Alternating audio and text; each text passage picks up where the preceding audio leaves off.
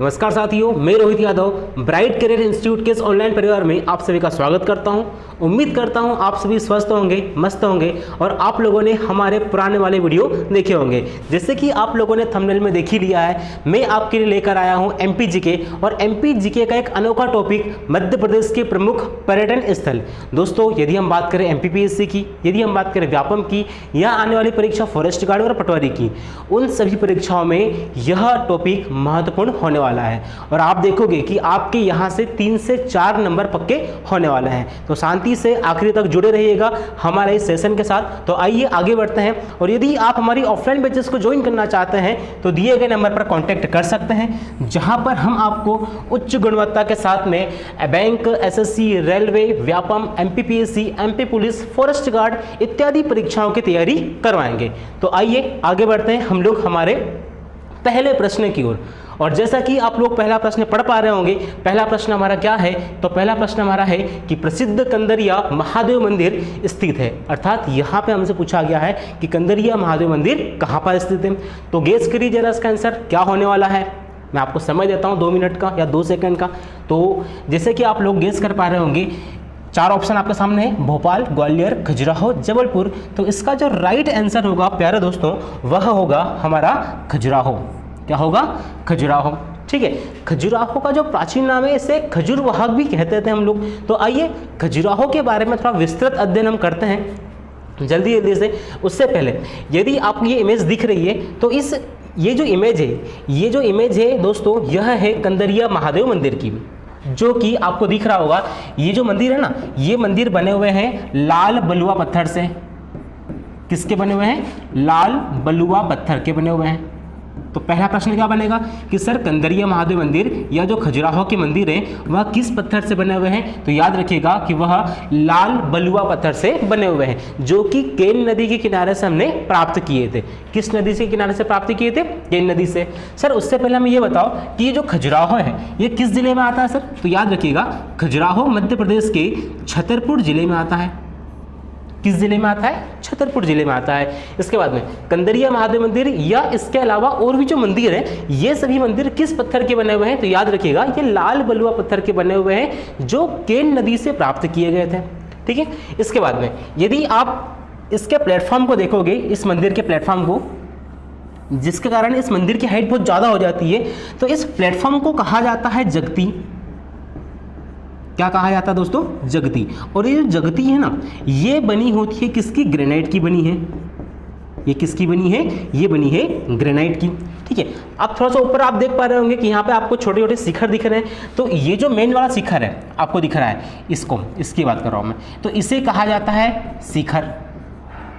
इसे हम क्या कहेंगे? शिखर कहेंगे। ठीक है, इसके बाद में यदि आप इसकी बात कर लें, ये जो आपको दिख रहा है इसे कहा जाता है प्यारे दोस्तों महामंडप।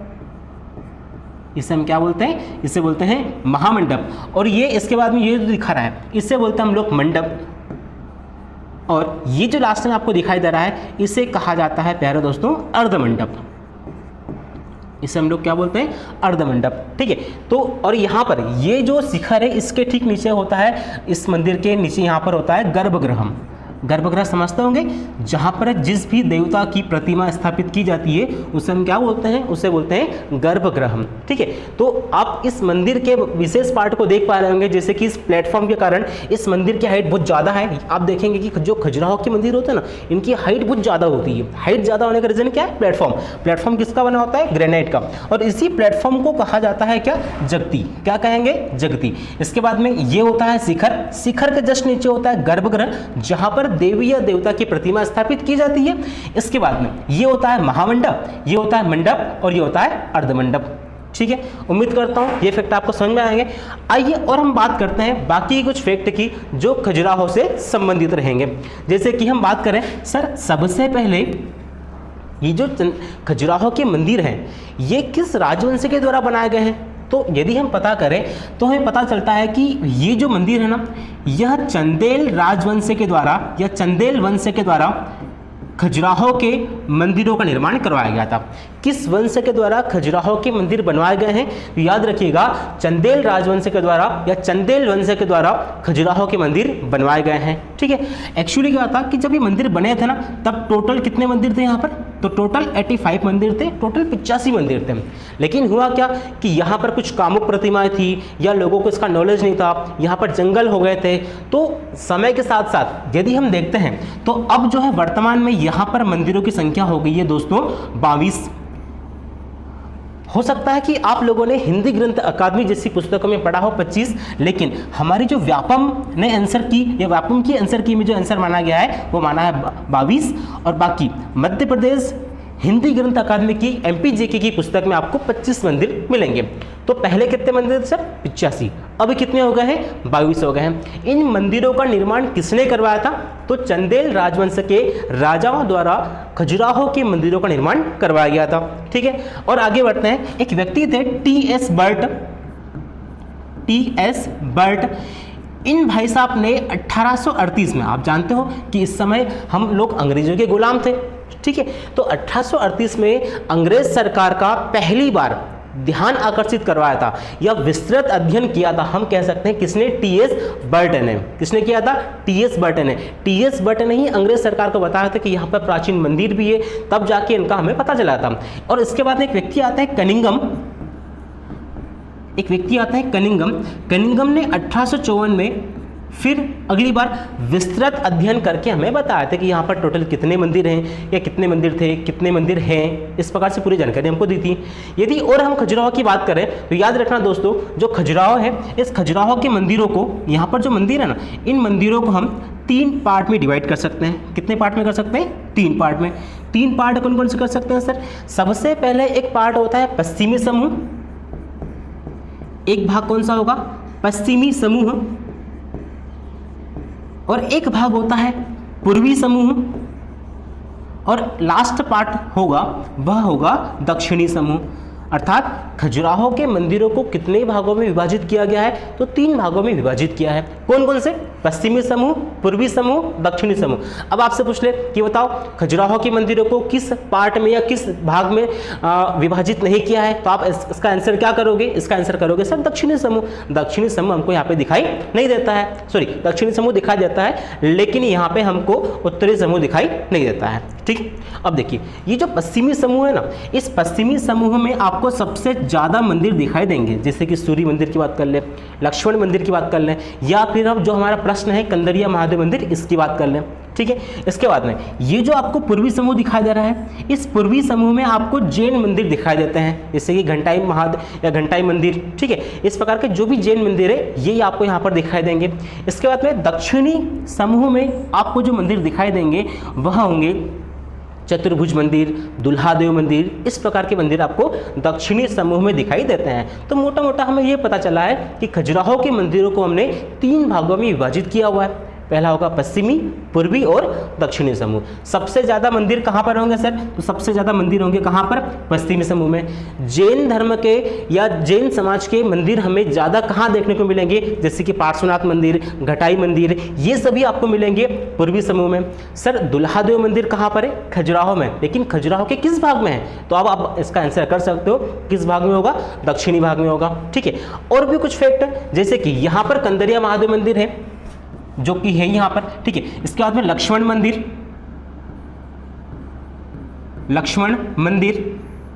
ठीक है, पार्श्वनाथ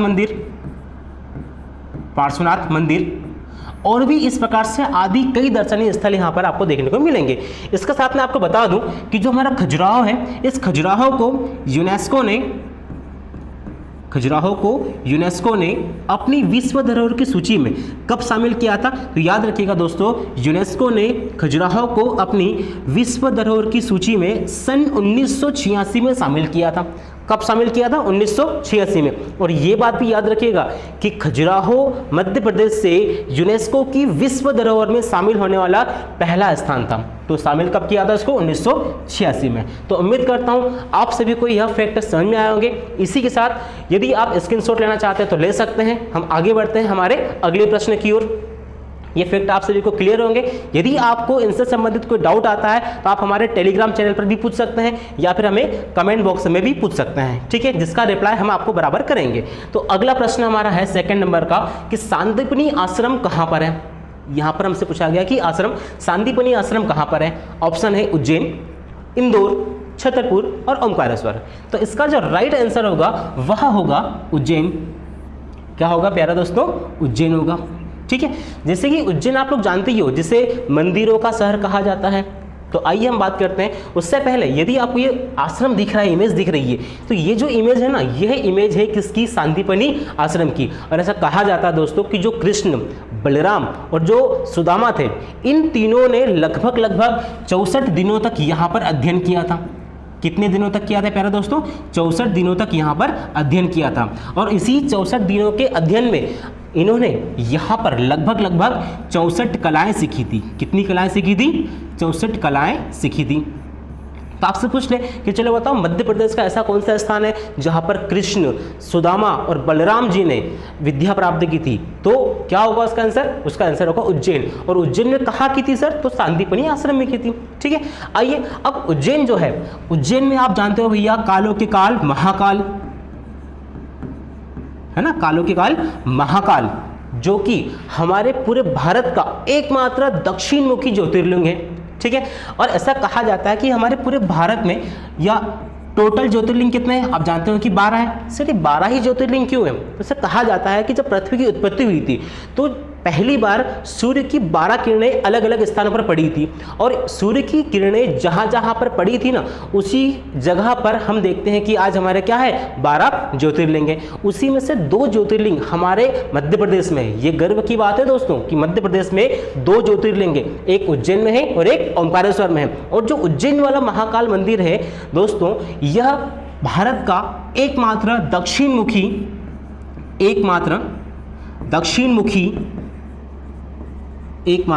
मुखी ज्योतिर्लिंग है। याद रखिएगा इस फैक्ट को, बहुत महत्वपूर्ण फैक्ट है, आने वाली परीक्षा में आपको देखने को मिलेगा।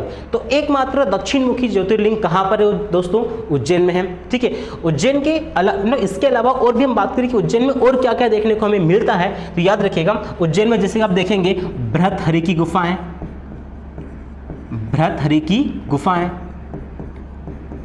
फिर आप देखेंगे कि सर उज्जैन में और क्या क्या होता है। तो उज्जैन में एक्चुअली क्या बृहत्हरि की गुफाएं होगी, फिर होता है कालियादेह का महल।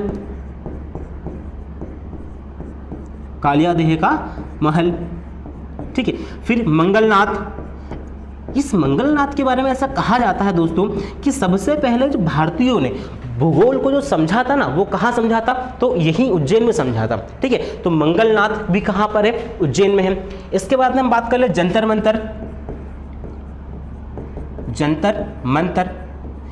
मंतर के बाद में फिर गोपाल मंदिर, और फिर कहा जाता है भूखी माता मंदिर दोस्तों एक्चुअली क्या है, जो क्षिप्रा नदी आप देखेंगे, जैसे उज्जैन जाते हो तो क्षिप्रा नदी के ठीक पहले एक मंदिर आता, कौन सा? भूखी माता मंदिर। ऐसा कहा जाता है कि जो भूखी माता थी वो एक्चुअली क्या थी कि इनको भूख इतनी लगती थी कि ये मानवों को खाने लग गई थी। तभी कुछ देवताओं के द्वारा इन्हें कहा गया कि भैया आप ये स्वादिष्ट भोजन करिए और आप इंसानों को खाना छोड़िए। इसी कारण से एक्चुअली क्या है कि इन्हें कहा गया था कि आप ये स्वादिष्ट भोजन करो और आप अब शहर में या हमारे क्षेत्र में प्रवेश नहीं करेंगे। तो आप देखते हैं कि कौन सी माता का मंदिर आपको उज्जैन के या क्षिप्रा के किनारे देखने को मिलेगा, तो वो कौन सा मंदिर है? भूखी माता मंदिर है। इसके अलावा गोपाल मंदिर, फिर मंगलनाथ, फिर महाकाल मंदिर। तो ऐसा ये भी मान्यता है कि यदि आप सुबह से एक कट्टा चावल का लेकर निकलोगे और कहीं कहीं पे एक एक दो चावल के दाने चढ़ाओगे तो भी आपके पास चावल खत्म हो जाएंगे दोस्तों, लेकिन मंदिर खत्म नहीं होते हैं। तो इसीलिए उज्जैन को कहा जाता है प्यारे दोस्तों, क्या बोलते हैं हम लोग? मंदिरों का शहर। और जो उज्जैन है इसका ऐतिहासिक महत्व भी महत्वपूर्ण रहा है। जैसे कि आप जानते होंगे कि प्राचीन काल में हमारा जो भारत था वह लगभग 16 महाजनपद में विभाजित था। कितने महाजनपद थे प्यारे दोस्तों? 16 महाजनपद थे। और उसी 16 महाजनपद में से एक महाजनपद कौन सा था? हमारा उज्जैन था, जिसका उस समय नाम क्या था? अवंती था। क्या नाम था दोस्तों? अवंती। और इसी अवंती की 2 राजधानी हुआ करती थी। यदि आप देखोगे कि जो उत्तरी राजधानी थी वो थी हमारी उज्जैनी, उत्तरी राजधानी क्या होगी?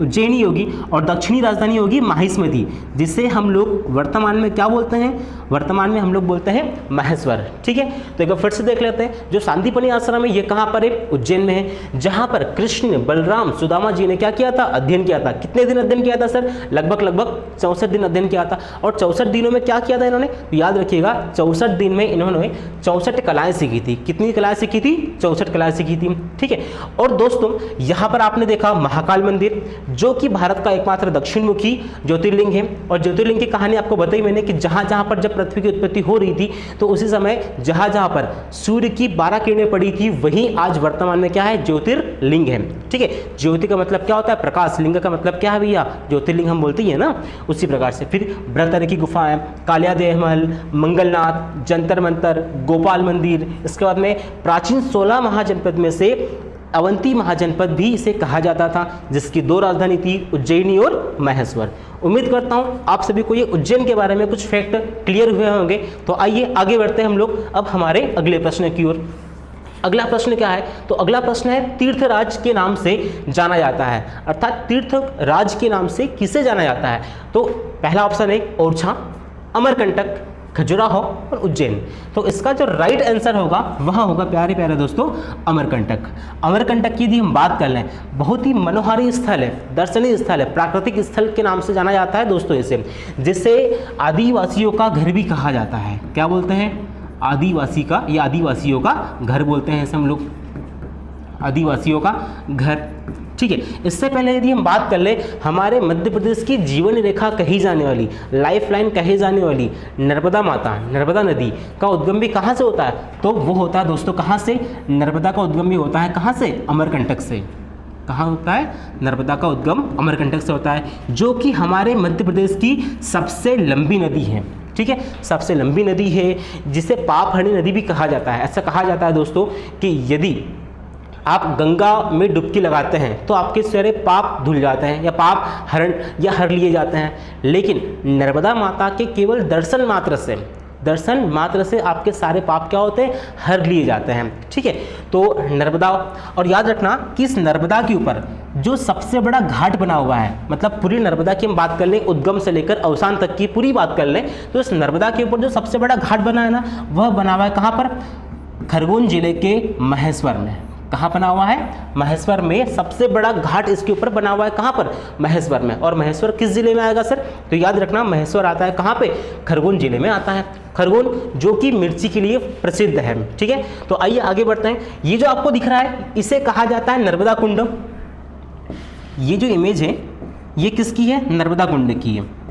ऐसी मान्यता है कि इसी कुंड से क्या हुआ था? नर्मदा का उद्गम हुआ है। ठीक है, तो जिसे क्या कहा जाता है? नर्मदा कुंड कहा जाता है। और इसी नर्मदा कुंड के पास आप देखेंगे तो यहीं पर है प्यारे दोस्तों माई की बगिया। यहाँ पर क्या है? माई की बगिया। ये सर माई की बगिया का कंसेप्ट क्या है? तो याद रखना माई की बगिया के बारे में ऐसा कहा जाता है तथा कथित है कि जो नर्मदा माता जब बचपन में अपनी क्रीड़ा करने जाती थी तो ये नर्मदा माता की क्रीड़ा स्थली रही है। क्या? माई की बगिया, जो कहाँ पर है? अमरकंटक में है। ठीक है, तो नर्मदा कुंड हो गया, माई की बगिया हो गई, नर्मदा का उद्गम हो गया। इसके बाद में और भी फैक्ट मैं आपको बताऊं, जैसे कि आप लोगों ने एक नदी का नाम सुना होगा, सोनभद्र। सुना है क्या? या सोन नदी के बारे में सुना होगा? तो एक्चुअली क्या होता है? 2 नदियाँ हैं। एक नदी होती है सोन नदी जो इस प्रकार से निकलती है, अमरकंटक की बात कर रहा हूं मैं, और एक नदी होती है भद्र। एक कौन सी होती है? भद्र होती है। ठीक है, तो सोन और भद्र का जब संगम होता है तो ये क्या होता है? ऊंचाई से गिरती है, तो इसी को कहा जाता है सोनभद्र। और जब ये ऊंचाई से गिरती है तो इसी को कहा जाता है जलप्रपात। और इस जो जलप्रपात का नाम है ना प्यारे दोस्तों, वह होगा सोनभद्र। क्या होगा? सोनभद्र जलप्रपात। तो अब आपसे पूछ ले कि सर ये बताओ कि सोनभद्र जलप्रपात जो है कहाँ पर है? तो वह कहाँ पर है? अमरकंटक में। ठीक है, और इसी अमरकंटक के जस्ट पास में एक महादेव मंदिर है जो कि मध्य प्रदेश और छत्तीसगढ़ की सीमा पर है। बड़ा विवादित रहता है। मध्य प्रदेश कहता है कि भैया हमारा पार्ट है, या हमारा मंदिर है, हमारे क्षेत्र में आता है, जबकि छत्तीसगढ़ कहता है कि ये जो क्षेत्र मंदिर है हमारे सीमा में आता है। तो याद रखना यहाँ पर एक प्रसिद्ध मंदिर है ज्वालेश्वर मंदिर या ज्वालेश्वर महादेव। और ऐसा कहा जाता है कि इसी ज्वालेश्वर महादेव से एक नदी का उद्गम हुआ है जिसे कहा जाता है जोहिला नदी। किस नदी का उद्गम होता है प्यारे दोस्तों? जोहिला नदी का उद्गम होता है। ठीक है, याद रखिएगा कि जोहिला नदी का उद्गम भी कहाँ से होता है? अमरकंटक से। इसके बाद में सोन नदी का उद्गम भी कहाँ से हो रहा है? अमरकंटक से। उसके बाद में नर्मदा का उद्गम भी कहाँ से हुआ है? अमरकंटक से। तो याद रखना, मध्य प्रदेश का ऐसा कौन सा स्थान है जहाँ से एक साथ 3 नदियों का उद्गम होता है? तो उसका राइट आंसर क्या होगा दोस्तों? उसका राइट आंसर होगा हमारा अमरकंटक। अच्छा सर, ये बताइए कि जो अमरकंटक ये किस जिले में आता है? तो याद रखना प्यारे दोस्तों, अमरकंटक जो आता है वह आता है अनूपपुर जिले में। किस जिले में आएगा? ये आता है अनूपपुर जिले में आता है। ठीक है, इससे पहले यदि और कुछ फैक्ट की बात कर लें तो हमारे मध्य प्रदेश में यदि आप बात देखोगे तो एक रेंज है जिसे कहा जाता है विंध्य श्रेणी या विंध्याचल श्रेणी, और एक श्रेणी होती है जिसे कहा जाता है सतपुड़ा श्रेणी। तो याद रखिएगा दोस्तों, इन दोनों श्रेणियों का जो संगम होता है, जो मिलन होता है, वो मिलन भी कहाँ पर होता है? वह होता है अमरकंटक में। इन दोनों श्रेणियों का संगम भी कहाँ पर होता है? अमरकंटक में होता है। याद रखना, सतपुड़ा श्रेणी की 3 श्रेणियाँ या 3 उप श्रेणियों में विभाजित किया हुआ है। एक होती है पश्चिमी श्रेणी, एक होती है सतपुड़ा श्रेणी और लास्ट होती है मेकल श्रेणी। तो यदि आपसे पूछे, अब देखो जैसे कभी कभी पूछ लिया जाता है कि ये बताओ कि नर्मदा का जो उद्गम है वो कहाँ से होता है? तो यदि आपसे पहाड़ी पूछा तो अमरकंटक, यदि रेंज पूछे, श्रेणी पूछे तो फिर क्या आएगा? तो सर इसका राइट आंसर जो आएगा वो मेकल रेंज आएगा। इसका राइट आंसर क्या आएगा? मेकल रेंज। ठीक है, मेकल श्रेणी से इसका उद्गम होता है। ठीक है, तो ये सभी कुछ फैक्ट थे अमरकंटक के बारे में। ठीक है, स्क्रीनशॉट लेना चाहो तो आप ले सकते हैं। ठीक है, और आइए आगे बढ़ते हैं। इससे पहले यदि आपको ये वीडियो अच्छा लग रहा है तो इसे लाइक जरूर करें और शेयर करें अपने सभी दोस्तों तक। ठीक है, तो अगला प्रश्न है हमारा नंबर 4 कि प्रसिद्ध कमलापति पैलेस कहाँ पर स्थित है? तो कमलापति पैलेस कहाँ पर स्थित है? भोपाल, ग्वालियर, असीरगढ़ और इंदौर। तो इसका जो राइट आंसर होगा वह होगा भोपाल। इसका आंसर क्या होगा? भोपाल। ठीक है, इसका इमेज लिया हम लोगों ने। ये जो आपको पैलेस दिख रहा है, महल दिख रहा है, इसी को कहा जाता था कमलापति पैलेस, जिसका निर्माण कराया था। यदि हम इसके निर्माण की बात कर लें तो इसका निर्माण कराया था रानी कमलापति ने। किसने कराया था? रानी कमलापति।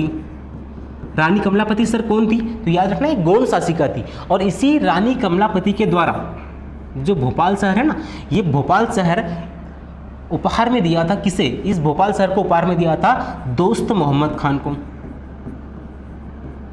दोस्त मोहम्मद खान को पूरा भोपाल जो है उपहार स्वरूप दिया था।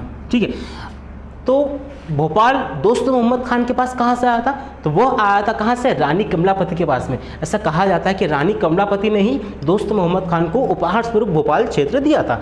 इसके बाद में अभी लेटेस्ट करंट अफेयर की बात कर लें यदि हम लोग, तो इसी रानी कमलापति के नाम पर आप जानते हैं कि जो भोपाल का रेलवे स्टेशन है, हबीबगंज रेलवे स्टेशन, उसका नाम भी क्या कर दिया है? रानी कमलापति रेलवे स्टेशन कर दिया है। और यदि आप बात करो हबीबगंज रेलवे स्टेशन की, थोड़ा सा लिख लेते हैं, जैसे हम बात करें हबीबगंज रेलवे स्टेशन की, तो दोस्तों याद रखना यह भारत का सबसे पहला निजीकरण या प्राइवेट होने वाला रेलवे स्टेशन था, है ना। और इसकी देखरेख करती है बंसल ग्रुप ऑफ कंपनी।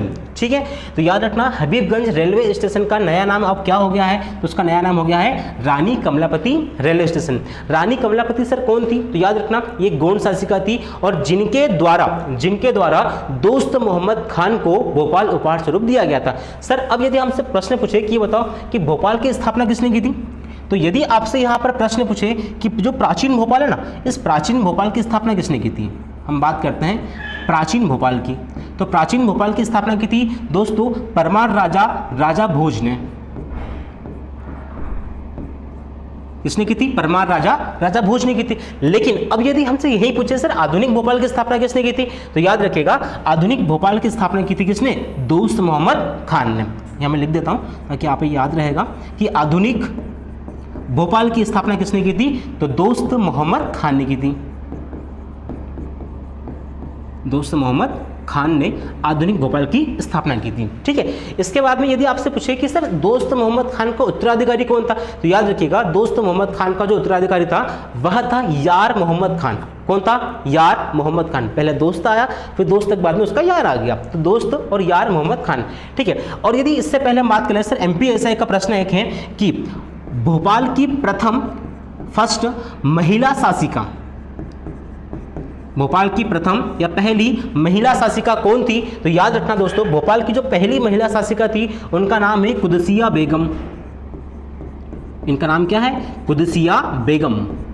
कितना शानदार फैक्ट है दोस्तों, MPSI में पूछा गया प्रश्न है ये कि भोपाल की पहली महिला शासिका कौन है? कुदसिया बेगम। आपसे पूछे कि भोपाल के पहले शासक कौन थे? दोस्त मोहम्मद खान।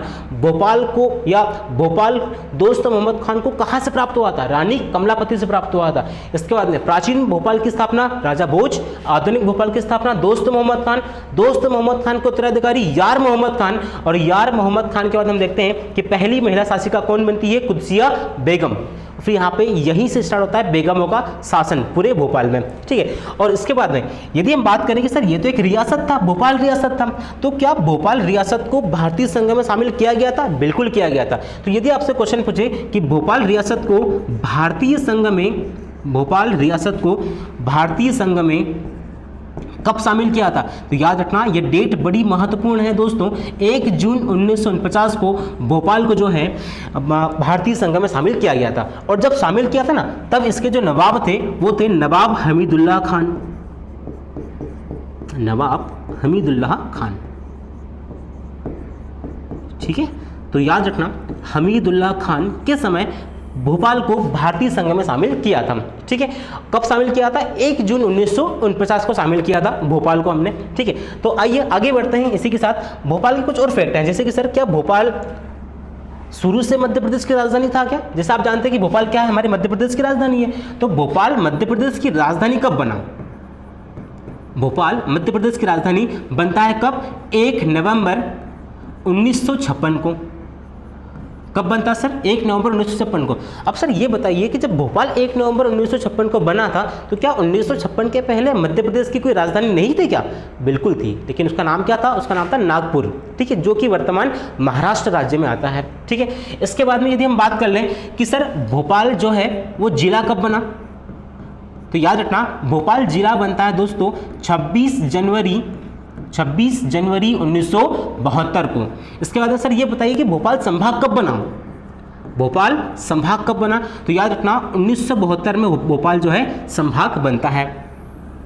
ठीक है, संभाग कब बना? 1972 में। और याद रखना भोपाल से ही हमारे मध्य प्रदेश के जो भारत के जो 90वें राष्ट्रपति है शंकर दयाल शर्मा, आप लोगों ने नाम सुना होगा इनका, शंकर दयाल शर्मा,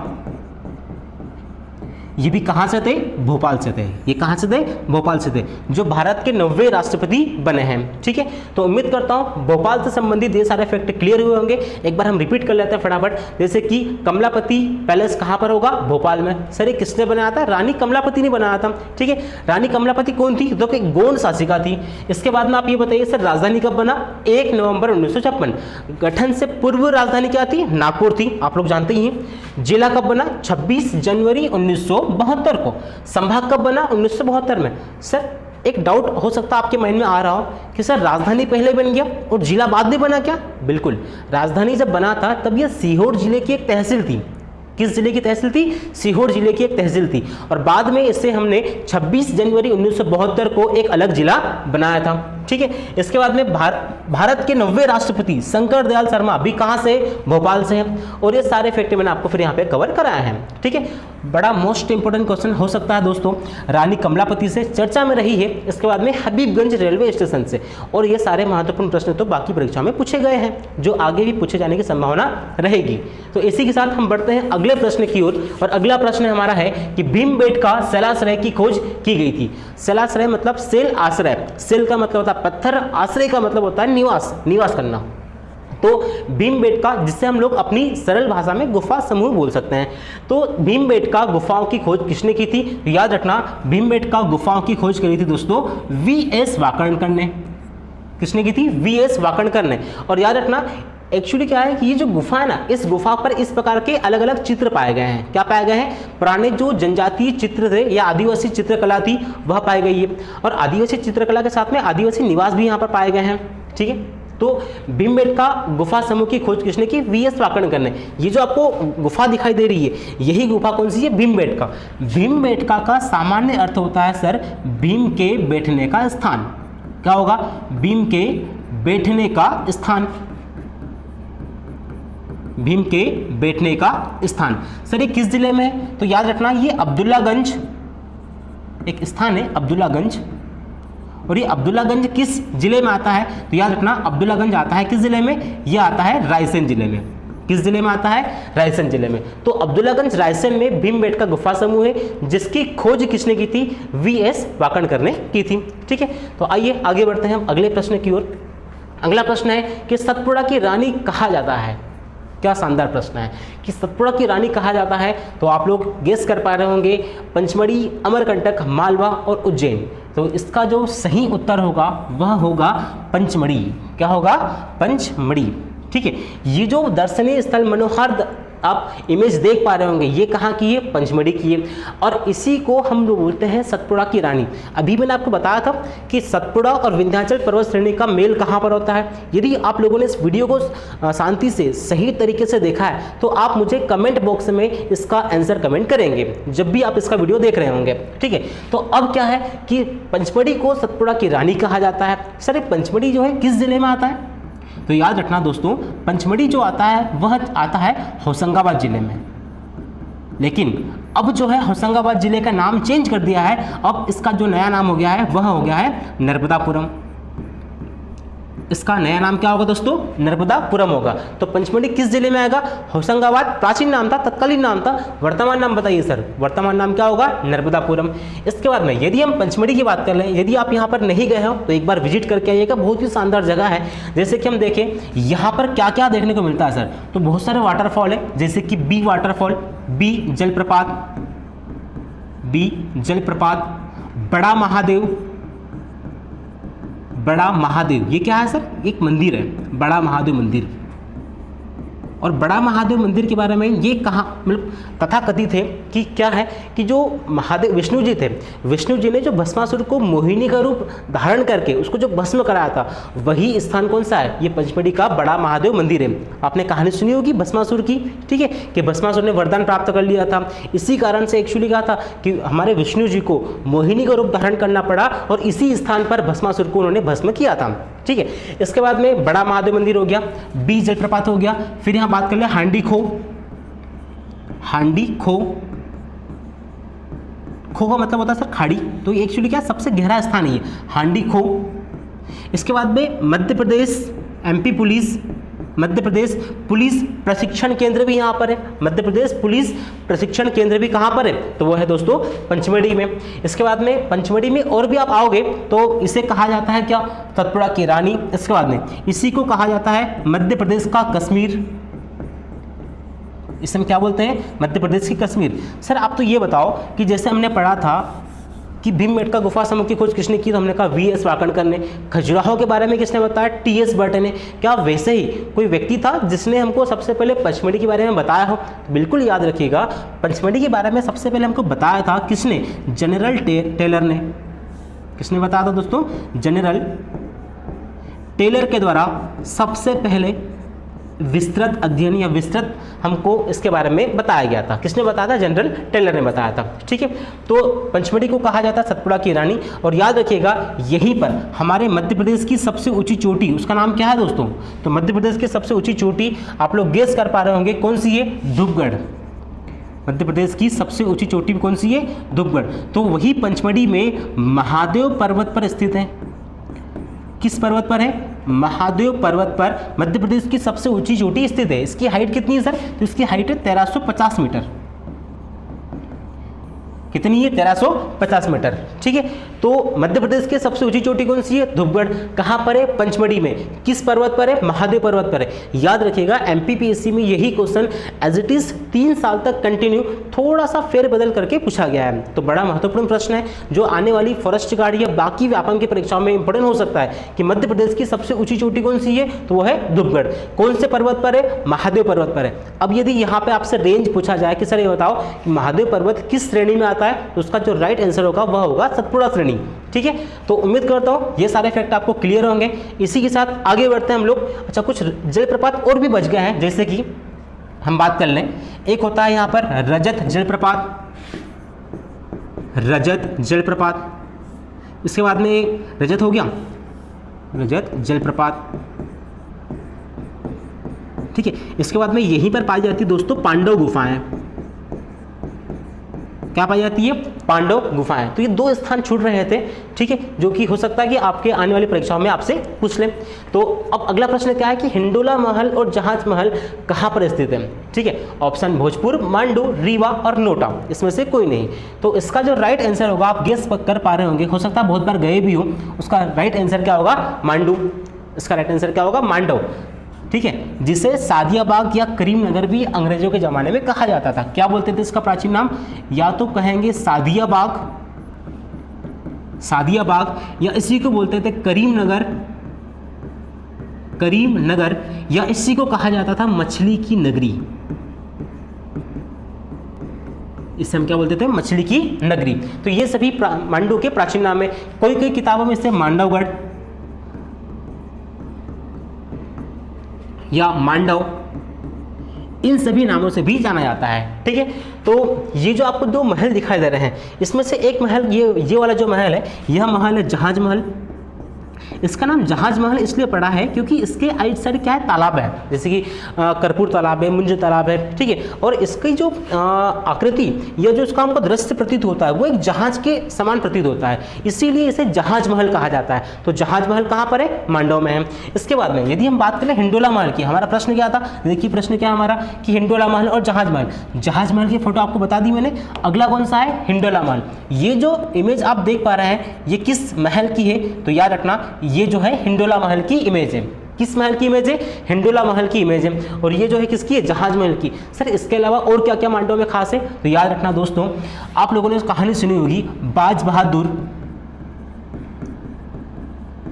बाज बहादुर, और एक रानी थी रानी रूपमती। तो हमारा जो मांडव है वो बाज बहादुर और रानी रूपमती की प्रेम गाथाओं के लिए भी प्रसिद्ध है। किसकी प्रेम गाथाओं के लिए प्रसिद्ध है? याद रखना, बाज बहादुर और रानी रूपमती। और ये जो बाज बहादुर और रानी रूपमती महल है, ये दोनों भी कहाँ पर है? अगर हम बात कर लें कि रानी रूपमती महल और बाज बहादुर महल, आप जब मांडव घूमने जाएंगे, जब जैसे ही मांडव घूमने जाएंगे तो एक्चुअली क्या होता है, आप अंदर जैसे जाओगे तो वहाँ पे क्या होता है कि रेवा कुंड बना होता है। रेवा कुंड का सर कंसेप्ट क्या है? तो याद रखना, रेवा कुंड के बारे में से कहा जाता है, तथाकथित है कि जो रानी रूपमती थी, इन्होंने बाज बहादुर से जब प्रेम किया था, शादी की थी, विवाह किया था, उस समय इनकी एक शर्त थी कि भैया मेरी जो इच्छा है वो ये है कि मैं रोज़ सुबह उठकर मॉर्निंग में नर्मदा माता का दर्शन करती हूँ।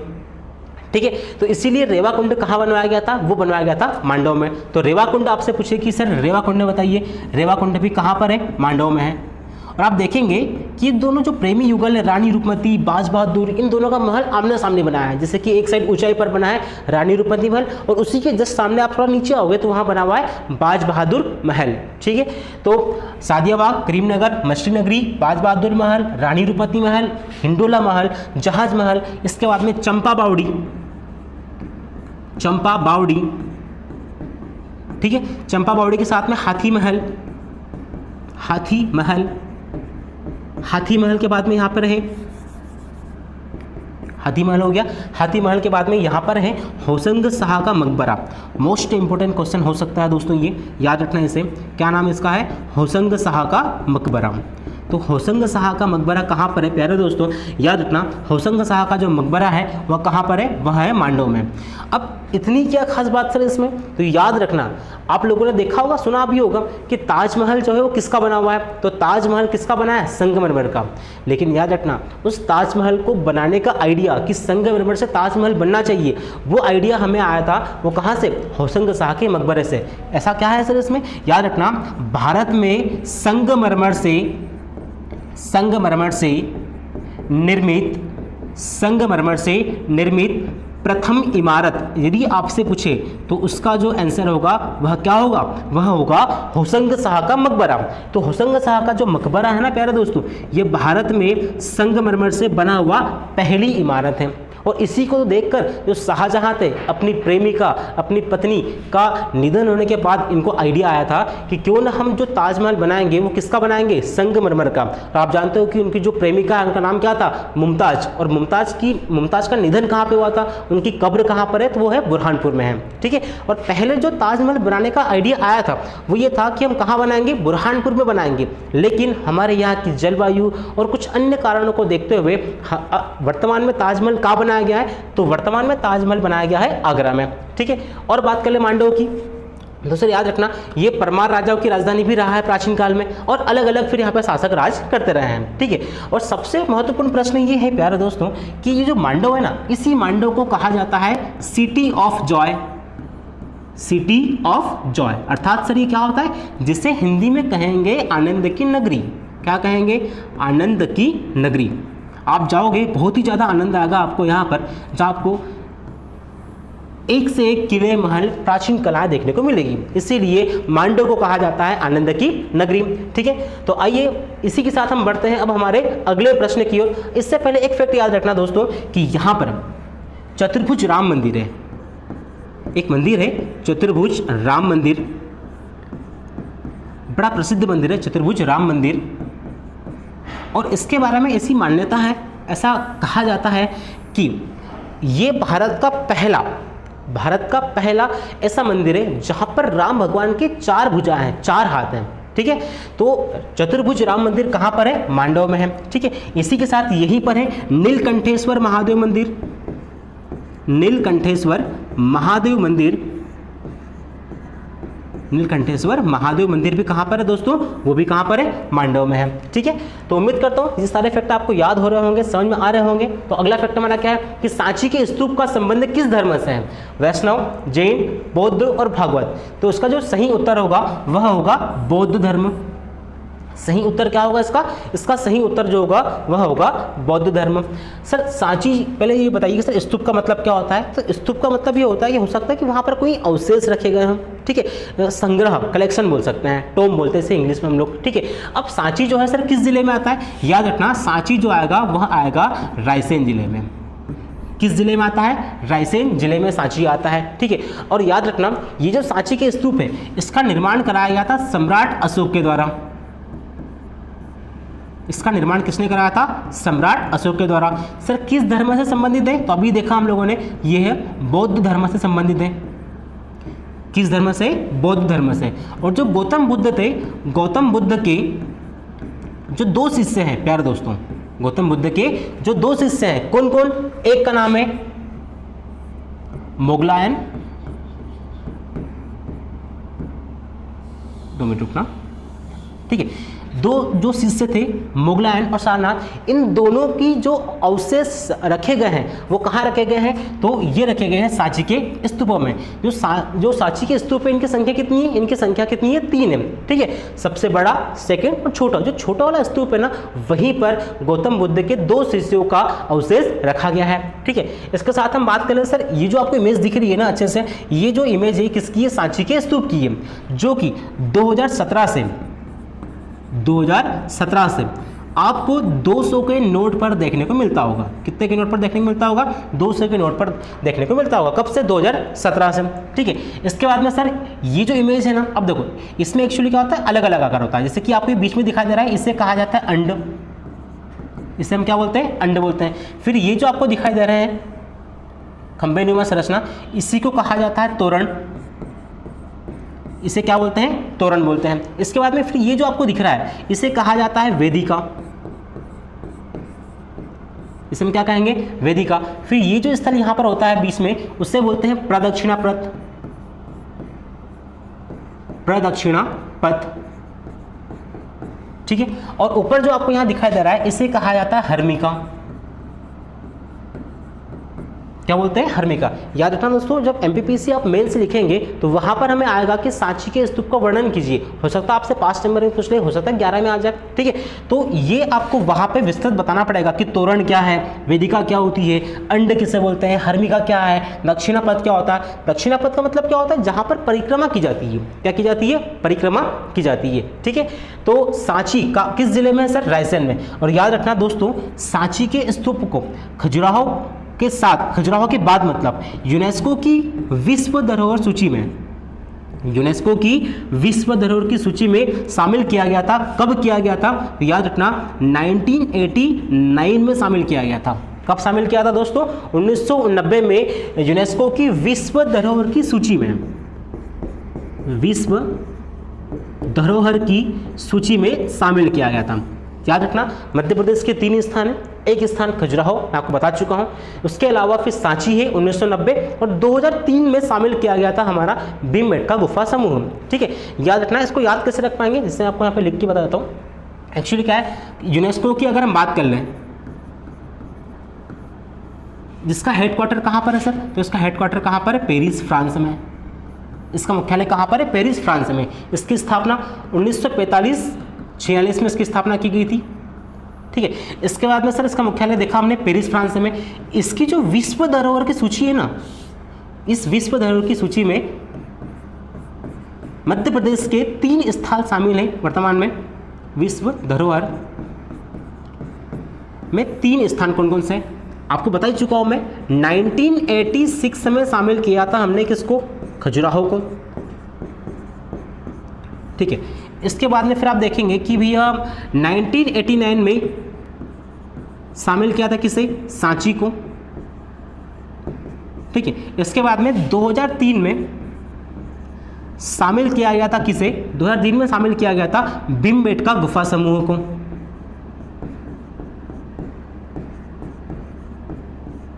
भीमबेटका गुफा समूह को, जो कि विश्व का सबसे बड़ा गुफा समूह है। आपको बताया था मैंने कि यहाँ पर कितनी गुफा पाई जाती है, लगभग 500 गुफाएं पाई जाती है, ठीक है। अब इनको याद कैसे करना है, आप ये तो याद रख पाओगे कि सर 1986, 1990 और 2003, लेकिन हमको इसके साथ में याद ये भी रखना है दोस्तों कि 86 में शामिल किसको किया, 89 में किसको किया और 2003 में शामिल किसको किया। तो याद रखना, इसको ऐसे याद कर सकते हो। सबसे पहले आप कहाँ घूमने गए, खजुराहो गए। खजुराहो जाते साहब थक गए घूम घूम के, तो फिर आपने क्या किया, सांची का दूध पिया। सांची का दूध आता है ना, सांची का दूध पिया, थोड़ी सी एनर्जी आप में आई, और एनर्जी आने के साथ आप कहाँ घूमने गए, आप घूमने गए रायसेन भैया। कहाँ घूमने गए, रायसेन। कहाँ पे, भीमबेटका गुफा समूह में, जहाँ पर आप देख के क्या है, भीम के बैठने की स्थान, ठीक है। तो आइए इसी के साथ अगले प्रश्न की ओर हम बढ़ते हैं। अगला प्रश्न क्या है कि प्रसिद्ध अटेर का किला कहाँ स्थित है। तो याद रखना, अटेर का किला जो है कहाँ पर है, भिंड में स्थित है। और ये भी एमपीएसआई का प्रश्न है, एमपीएसआई के साथ में पटवारी में भी पूछा गया है कि अटेर का किला किस जिले में स्थित है, ये कहाँ पर स्थित है। याद रखना, इसका जो राइट आंसर होगा वह क्या होगा, भिंड। ये जो किला आपको दिखाई दे रहा है, इसी किले को कहा जाता है अटेर का किला।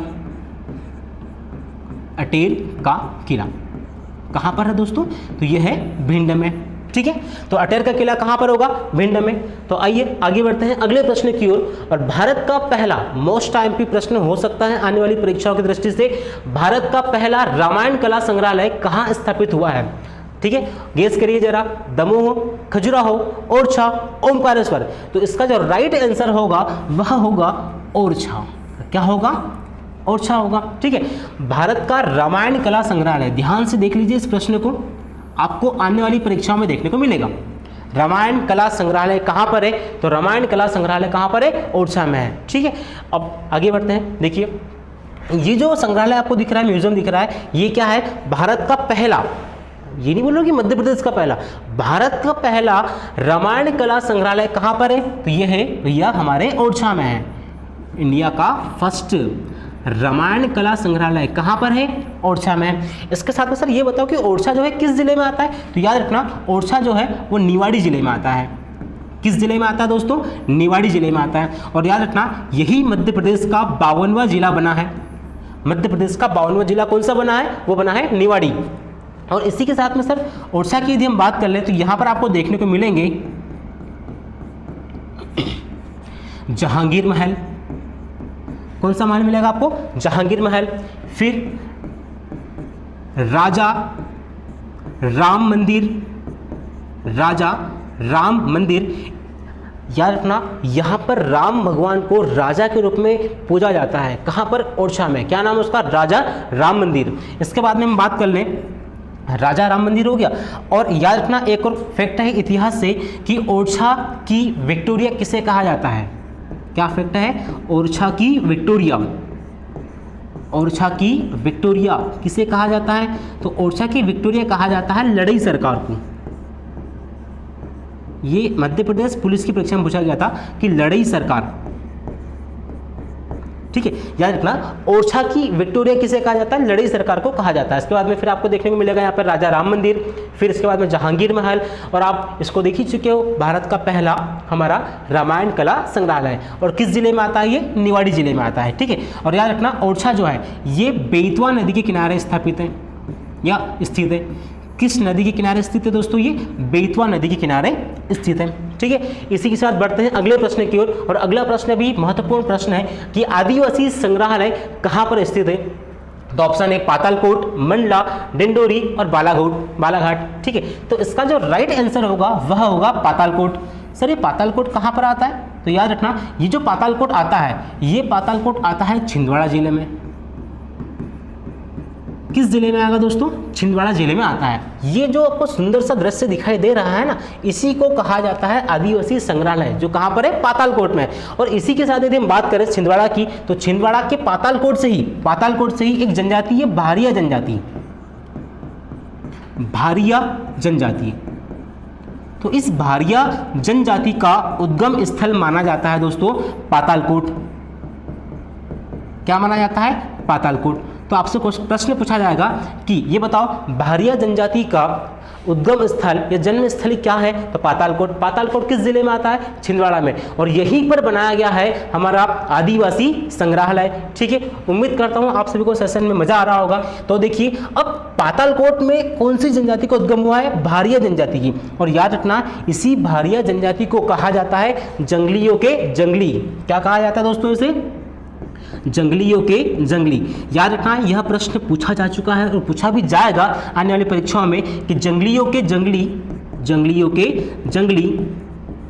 किस जनजाति को कहा जाता है प्यारे दोस्तों? तो इसको हाईलाइट करके लिख लीजिएगा, बड़ा महत्वपूर्ण प्रश्न है कि जंगलियों के जंगली कहा जाता है भारिया जनजाति को, जिसका उद्गम स्थल क्या है? पातालकोट। और याद रखना जो भारिया जनजाति है ये एक स्थानांतरित कृषि करती है, जिसे कहा जाता है ढाहिया या दाहिया स्थानांतरित कृषि।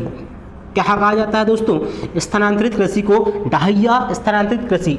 स्थानांतरित कृषि का मतलब झूम कृषि की बात कर रहे हैं। जब हम पढ़ेंगे कृषि वाला चैप्टर तो आपको अच्छे से समझाया जाएगा, ठीक है। अभी आगे बढ़ते हैं। मध्य प्रदेश पर्यटन विकास निगम का ध्येय वाक्य क्या है? मतलब आदर्श वाक्य पूछा गया है, ठीक है। पहले बात तो मैं आपको बता दूं कि जो हमारा मध्य प्रदेश पर्यटन विकास निगम है, इसकी स्थापना हुई है दोस्तों 1978 में। कब हुई है? 1978 में। और इसका जो राइट आंसर होगा वह होगा प्यारे दोस्तों अतुल्य भारत का हृदय, the heart of incredible India. अतुल्य भारत का हृदय। वैसे भी आप जानते ही होंगे कि मध्य प्रदेश को हार्ट ऑफ इंडिया कहा जाता है ना, हृदय प्रदेश कहा जाता है। तो हृदय प्रदेश कहने का मकसद क्या है? पूरे भारत के बीच में सेंटर में उपस्थित कौन है? हमारा प्यारा प्यारा मध्य प्रदेश है, ठीक है। तो इसीलिए मध्य प्रदेश पर्यटन विकास निगम का ध्येय वाक्य क्या है? अतुल्य भारत का हृदय, the heart of incredible India. ये आप देख पा रहे होंगे, ये हमने मध्य प्रदेश पर्यटन विकास निगम की ऑफिशियल वेबसाइट से ही निकाला हुआ है। इस प्रकार का लोगो प्रचलित है, चलता है, ठीक है। तो आइए आगे बढ़ते हैं इसी के साथ अगले प्रश्न की ओर। और अगला प्रश्न हमारा है कि निम्न में से किस किले को या किले का रत्न, यहाँ थोड़ा सा मिस्टेक होगा दोस्तों, लेकिन याद रखना कि किस किले को किलों का रत्न कहा जाता है? जिब्राल्टर ऑफ इंडिया कहा जाता है। तो इसका जो राइट आंसर होगा वह होगा ग्वालियर का किला। क्वेश्चन क्या हो सकता है? किलो का रत्न। मैं यहाँ थोड़ा सा बता देता हूँ आपको, किलो का रत्न, ठीक है। तो किलो का रत्न किसे कहा जाता है? ग्वालियर के किले को कहा जाता है। अगर एक बात करें ग्वालियर के किले की दोस्तों, तो याद रखना इसी ग्वालियर के किले को, ये जो किला आपको दिखाई दे रहा है, इस किले का निर्माण कराया था 525 एडी में, ईस्वी में राजा सूरजसेन के द्वारा। किसने कराया था? राजा सूरजसेन के द्वारा 525 ईस्वी में इसका निर्माण कराया गया था, और जिसे कहा जाता है जिब्राल्टर ऑफ इंडिया या किलो का रत्न कहा जाता है। इसके साथ में यदि हम आगे बढ़ते हैं तो यदि आप ग्वालियर विजिट करेंगे तो ग्वालियर में आपको मिलता है भैया जय विलास पैलेस, जय विलास पैलेस। और इसी जय विलास पैलेस के साथ आपको यहां पर देखने को मिलेगी रानी लक्ष्मीबाई की समाधि। रानी लक्ष्मीबाई की समाधि, रानी लक्ष्मीबाई की समाधि। और इसी समाधि के साथ साथ आपको यहां पर देखने को मिलेगी दोस्तों तानसेन का मकबरा, तानसेन का मकबरा। और इसी तानसेन के मकबरे के ठीक सामने आपको जस्ट सामने दिखाई देगा गौस मोहम्मद का मकबरा, गौस मोहम्मद का मकबरा। और इसके बाद भी यदि आप और थोड़ा सा घूमते हैं तो आपको यहां पर दिखाई देगा, आगे चलकर क्या दिखाई देगा दोस्तों, एक महल है जिसे कहा जाता है गुजरी महल। क्या कहा जाता है, गुजरी महल।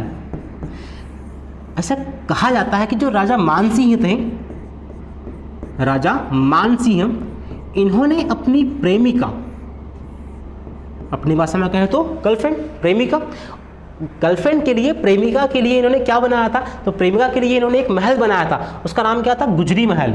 कौन सा महल था, गुजरी महल। अच्छा, उनकी उस प्रेमिका का नाम क्या था दोस्तों, उन प्रेमिका का नाम था मृगनयनी, मृगनयनी। तो इसी मृगनयनी के लिए राजा मानसिंह ने क्या बनाया था, गुजरी महल। सर ये गुजरी महल नाम क्यों रखा हुआ, तो याद रखना ये जो मृगनयनी जो रानी थी, महारानी थी, प्रेमिका थी, वह गुर्जर जनजाति की थी। इसी कारण से इसका नाम क्या रखा है, गुजरी महल। ठीक है, गुजरी महल के साथ में यहाँ पर आपको मिलेगा तेली का मंदिर, तेली का मंदिर। और याद रखना प्यारे दोस्तों, ये जो तेली का मंदिर है ये उत्तर भारत का एकमात्र द्रविड़ शैली से निर्मित मंदिर है। उत्तर भारत का एकमात्र द्रविड़ शैली से निर्मित मंदिर है। कौन सी शैली दोस्तों, द्रविड़ शैली, है ना। द्रविड़ शैली के सारे मंदिर आपको देखने को मिलेंगे कहां पर, हमारे दक्षिण भारत में। लेकिन उत्तर भारत का एकमात्र द्रविड़ शैली का जो मंदिर है वह कौन सा है, वो है हमारा तेली का मंदिर। और ये भी कहां पर है, ग्वालियर में है। ठीक है, और ग्वालियर में इसी के साथ आपको देखने को मिलेगा सास बहू का मंदिर, सास बहू का मंदिर, ये भी कहां पर है, ग्वालियर में है। ठीक है, तो ये सारे फैक्ट हम कवर करके चल रहे हैं। ठीक है, इसका स्क्रीनशॉट लेना चाहो तो आप ले सकते हैं हर प्रश्न का, या आप नोट्स बना सकते हैं। और इसका पीडीएफ भी आप हमारे टेलीग्राम चैनल से ले सकते हैं। ठीक है, तो इसी के साथ बढ़ते हैं अगले प्रश्न की ओर। और मध्य प्रदेश पर्यटन विकास निगम का गठन कब किया गया था। अभी मैंने आपको इसके पिछले प्रश्न पहले बताया था कि 1978 में मध्य प्रदेश पर्यटन विकास निगम का स्थापना किया गया था। और इसका मुख्यालय कहां पर है, तो याद रखना इसका जो मुख्यालय है दोस्तों वह कहां पर है, भोपाल में है। कहां पर है, भोपाल में। तो इसी के साथ हम बढ़ते हैं हमारे सेशन के आज के आखिरी प्रश्न की ओर। और आखिरी प्रश्न क्या है कि मध्य भारत का सोमनाथ किस मंदिर को कहा जाता है। इसका ऑप्शन है भोजपुर, ओरछा, ओमकारेश्वर और महाकालेश्वर। तो याद रखना जो भोजपुर का शिव मंदिर है उसी को मध्य भारत का सोमनाथ कहा जाता है। क्या कहा जाता है, मध्य भारत का या फिर उत्तर भारत का सोमनाथ किसे कहा जाता है, वो कहते हैं हम लोग किसे भैया, भोजपुर को। ठीक है सर, भोजपुर किस जिले में आता है, तो याद रखना ये भोजपुर जो आएगा ये आता है रायसेन जिले में। अब एक्चुअली क्या है, इसकी जो लोकेशन देखिएगा ना तो भोपाल और रायसेन के बीच में आता है भोजपुर। ठीक है, तो ये कहां पर है, रायसेन जिले में, भोजपुर। और याद रखना जो भोजपुर शहर है इसी भोजपुर शहर की स्थापना करी थी राजा भोज ने। ये वही राजा भोज है जिन्होंने भोपाल शहर की स्थापना की थी, मतलब प्राचीन भोपाल की स्थापना की थी। तो राजा भोज के द्वारा ये किस वंश के थे, ये थे परमार वंश के।